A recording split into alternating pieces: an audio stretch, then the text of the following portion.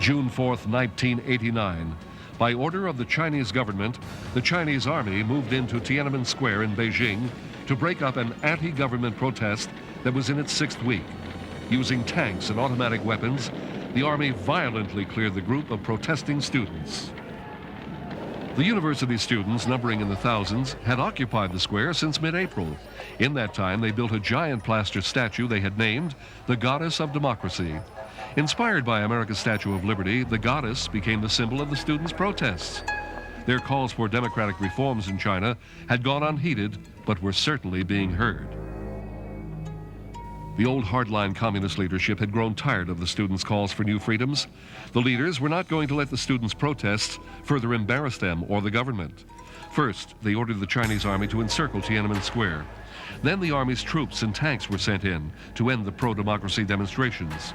The army forcefully removed the unarmed students, killing hundreds, perhaps thousands. BBC reporter Kate Adie made this chilling eyewitness report. From Tiananmen Square, the sound of gunfire sounded like a battle, but it was one-sided. The troops have been firing indiscriminately, but still, there are thousands of people on the streets who will not move back. The bicycle rickshaws scooped up the injured. Others were shunted onto bikes and pedaled to hospital.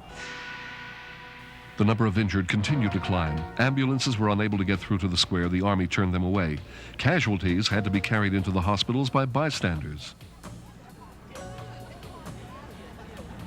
After hours of shooting and facing a line of troops, the crowd is still here.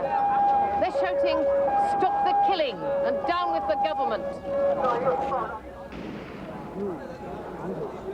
A huge volley of shots just as I left the front line caused panic.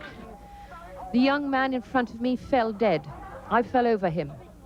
2 others were killed yards away. 2 more people lay wounded on the ground near me. The military operation in Tiananmen Square continued throughout the night. In the morning, more troops poured into the square to remove the remaining students.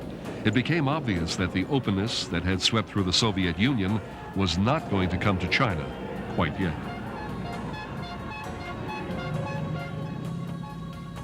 One last demonstrator came to symbolize the students' protest when he stopped a column of advancing tanks by just standing in front of them. His courage in the face of almost guaranteed retribution showed the world in that one moment what the students were fighting for. He even climbed onto the lead tank, hoping to persuade the commander to turn back. When that didn't work, he once again stepped in front of the column.